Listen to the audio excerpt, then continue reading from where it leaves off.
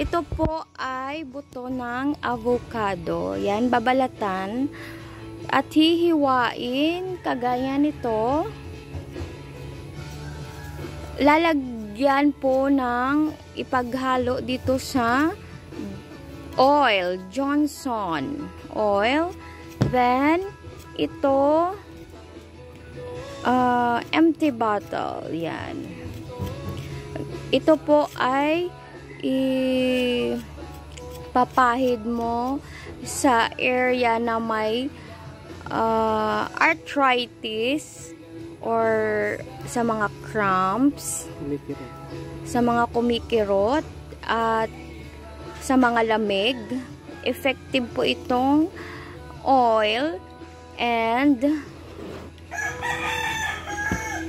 avocado seed.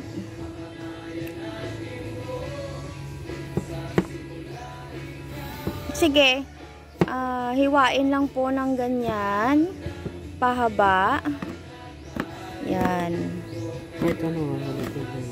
Kahit anong shape po ay maaari nyong gawin. Yan. Sa mga pasma, yan, napakaganda po nitong avocado seed. Yan, ilalagay dyan. Ipapasok dyan sa empty bottle. Siya po ang nakaisip niyan. Kaya, siya rin ang gumawa. Super nice. Kasi po, ang mga paa ko ay pasmado. Dahil, dati sa work ko sa Riyadh, as a non-call cleaner, akyat baba sa bahay ng mga client at magwa-wash out para kaming kargador sa Saudi Arabia na mga cleaner. Yan. Oh, maganda daw yan sa mga nerves, muscles, joint pain, cramps, sa mga kirot-kirot. So, mas maganda pa rin po gumamit tayo ng mga herbal herbs, at ito home remedies, rather than taking some medicine that will destroy our kidney. Yan. Okay po kahit olive oil din po ilagay. Olive oil, alcohol. So, yan. So, we have right now Johnson. Baby Johnson. Yan. Pero mas maganda yung coconut oil. Much better coconut oil.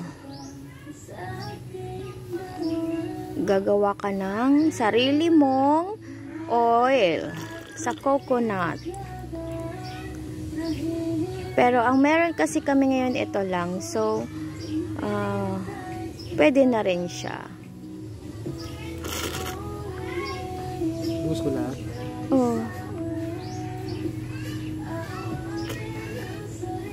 Ang natira, hindi pwede naman yun. Yung ito, buksan mo. Okay. This is the finish project. Wow. So, ilang oras to bago gagamitin or stay? Better 3 days. After, pwede nang gamitin. Oh, maganda. 24 hours, pwede naman gamitin. Okay. Thanks for watching. Bye! Bye-bye ka na. Bye-bye!